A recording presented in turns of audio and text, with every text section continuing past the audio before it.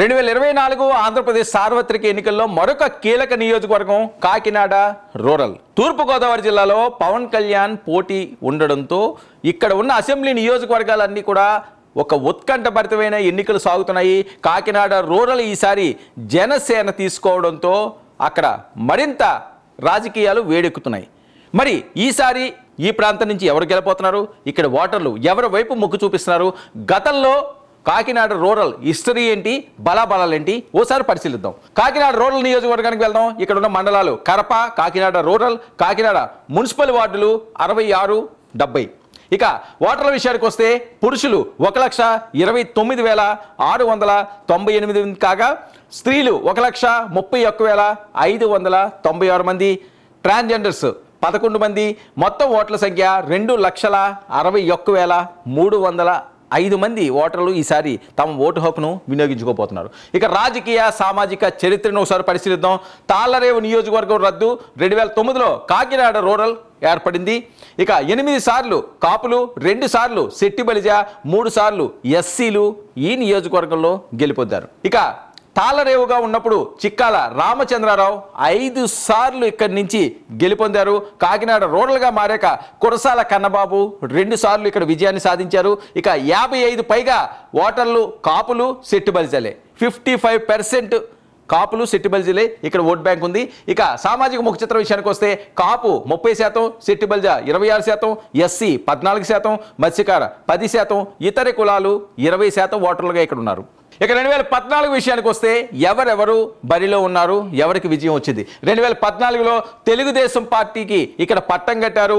పిల్లి అనంతలక్ష్మికి 61 ఓట్ల 144 ఓట్లు వేశారు ఇక్కడ ప్రజలు. అలాగే ఆయన ప్రత్యర్థిగా ఉన్న కురసాల కన్నబాబుకి 43,456 ఓట్లు కాగా చెల్లిపోయిన వేణుగోపాలకృష్ణకి 52,096 ఓట్లు ఇక్కడ పోలవడం జరిగింది. అనంతలక్ష్మి ఇక్కడ విజయాన్ని సాధించారు. ఇక 2019 విషయానికి వద్దాం. 2019లో ఇక్కడి నుంచి గెలుపొందింది కురసాల కన్నబాబు. అలాగే తెలుగుదేశం పార్టీ నుంచి పిల్లి అనంతలక్ష్మి మరొకసారి బరిలోకి దిగారు. పంతం వెంకటేశ్వరరావు జనసేన నుంచి ఆయన 2019లో బరిలో ఉన్నారు. అయితే కురసాల కన్నబాబుని ఇక్కడ గెలిపించుకున్నారు.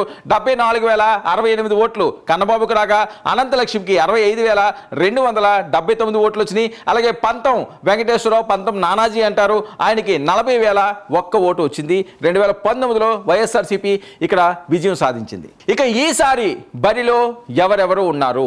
పొత్తు పార్టీల్లో భాగంగా జనసేన ఈ స్థానాన్ని తీసుకుంది. మరొకసారి కన్నబాబు వైపే జగన్మోహన్ రెడ్డి గారు మొగ్గు చూపించారు. మరొకసారి కన్నబాబు బరిలో ఉన్నారు. కన్నబాబుతో పోటీ పడుతుంది పంతం వెంకటేశ్వరరావు, నానాజీ.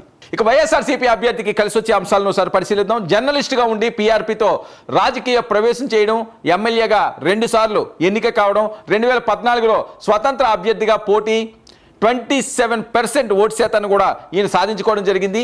ఇక 2019లో వైసీపీ ఎమ్మెల్యే ఈయన గెలిచారు. అంతేకాకుండా కీలకమైన వ్యవసాయ శాఖ మంత్రిగా కూడా విధులు నిర్వహించారు. ఒకే సామాజిక వర్గం కావడంతో కూటమి అభ్యర్థి నుంచి గట్టి పోటీ ఈయనకి ఎదురవుతుంది. ఇక జనసేన అభ్యర్థి పంతం నానాజీ విషయానికి వస్తే మొదట్లో కాంగ్రెస్ పార్టీ నాయకుడైన జనసేనలో చేరి 2019లో పోటీ చేసి 22% ఓట్లతో ఈయన 3వ స్థానంలో ఉన్నారు. స్థానికంగా బలమైన నాయకుడు కావడం, టీడీపీ మాజీ ఎమ్మెల్యే పిల్లి అనంతలక్ష్మి సహకారం ఈయనకి ఈ ఎన్నికల్లో చాలా అవసరం. ఇక ప్రధాన అంశాలు: సిట్టింగ్ ఎమ్మెల్యే మాజీ మంత్రి కావడం వైసీపీకి ప్లస్ పాయింట్గా ఉంది. ప్రభుత్వ సంక్షేమ పథకాలు జగన్ ప్రచారం అనుకూలిస్తాయని కన్నబాబు హోప్లో ఉన్నారు.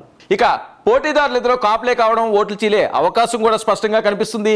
జనసైనికుల ఉత్సాహం నానాజీకి బలంగా, టీడీపీ సహకారం మీదనే గెలుపు ఆధారపడి ఉంటుంది. పంతం నానాజీ ఈసారి గెలుస్తారా? కన్నబాబుకి హ్యాట్రిక్ ఛాన్స్ ఇస్తారా? కాకినాడ రూరల్ ప్రజలు ఏం ఆలోచిస్తున్నారు? మరి అదే జిల్లాలో పవన్ కళ్యాణ్ కూడా పోటీలో ఉన్నారు కాబట్టి ఈ జిల్లా మీదే జనసైనికులు ఎక్కువగా హోప్స్ పెట్టుకున్నారు. పార్లమెంటు స్థానం కూడా జనసేన తీసుకుంది.